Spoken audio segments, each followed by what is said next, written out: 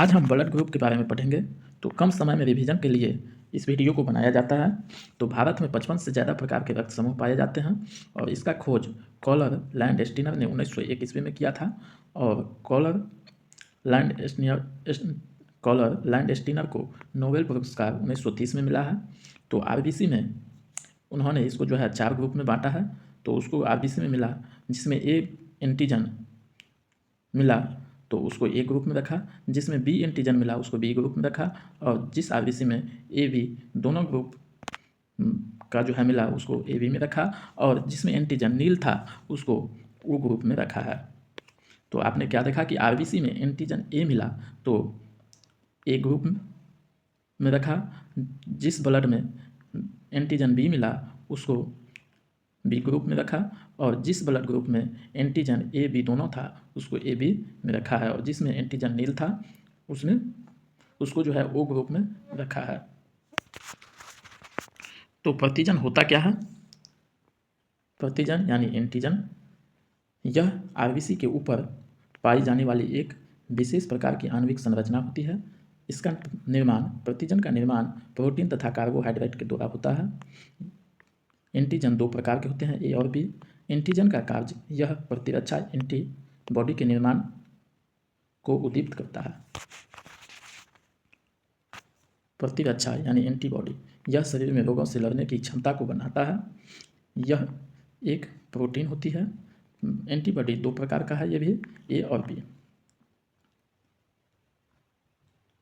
किसी एक रक्त समूह में एक ही प्रकार के प्रतिजन तथा प्रतिरक्षा नहीं पाई जाती है, क्योंकि अभिश्लेषण रक्त को चिपचिपाहट होने से रोकता है। रक्त का अब देखते हैं कि रक्त का हम लोग कैसे आदान प्रदान एक दूसरे में डोनेट करते हैं और लेते हैं। तो ये प्रतिजन यानी एंटीजन, जिसे एंटीजन भी कहते हैं, रक्त समूह यानी ब्लड ग्रुप, प्रतिरक्षा यानी एंटीबॉडी, जो दे सकता है कैन डोनेट, जो ले सकता है कैन रिसीव। तो यहाँ देखते हैं हम कि जिस ब्लड ग्रुप में ए है, जिस ब्लड ग्रुप में एंटीजन ए है उसका रक्त समूह ए होगा। जिस ब्लड ग्रुप का एंटीजन बी है उसका ब्लड ग्रुप बी होगा।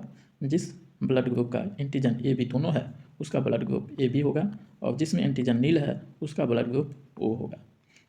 और ये किस एंटीबॉडी तो हम ऊपर में बता दिए हैं कि जिसका एंटीजन ए होगा तो प्रतिरक्षा जो है उसके विपरीत होगा।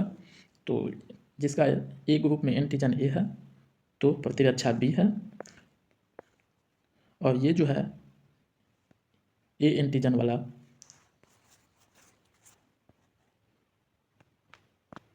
ये जो है ए एंटीजन ग्रुप का अपने भाई ए को देता है और ए बी को देता है, और ले किससे सकता है ये, तो ए एंटीजन का ए से ले सकता है और ओ से ले सकता है, ओ ग्रुप से।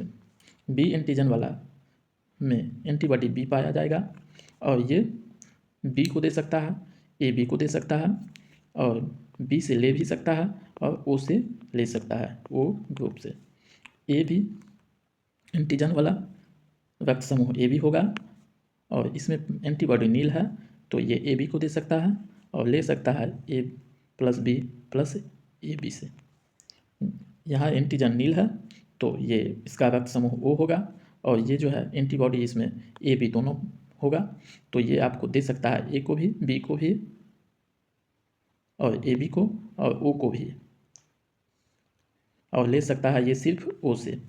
तो इसलिए यहाँ देखते हैं कि ओ सब में है।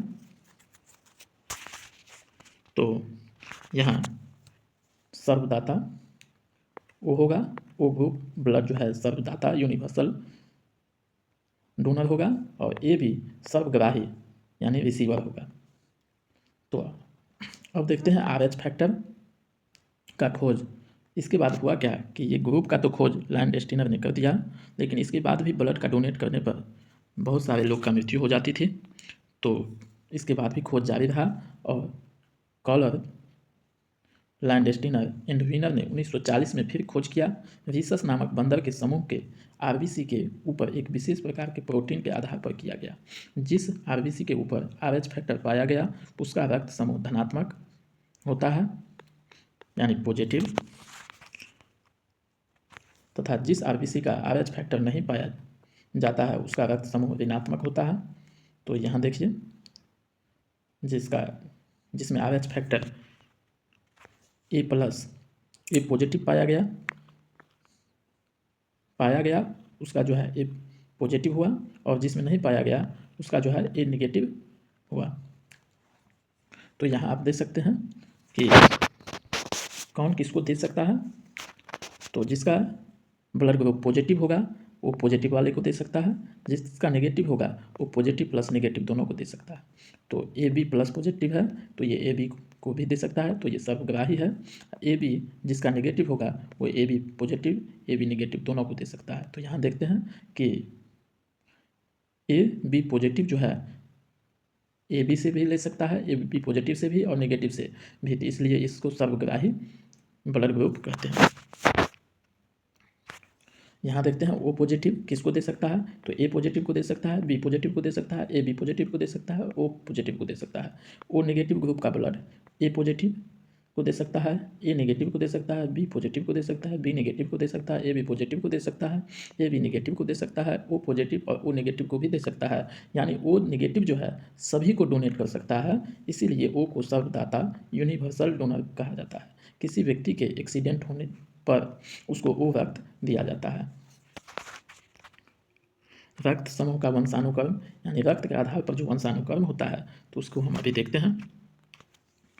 यदि माता का ग्रुप ए पॉजिटिव है, ए है, और पिता का बी ग्रुप का ब्लड है और माता का ए ग्रुप का ब्लड है, तो यहाँ ए और इधर बी दोनों से क्रिया होगा तो ए बी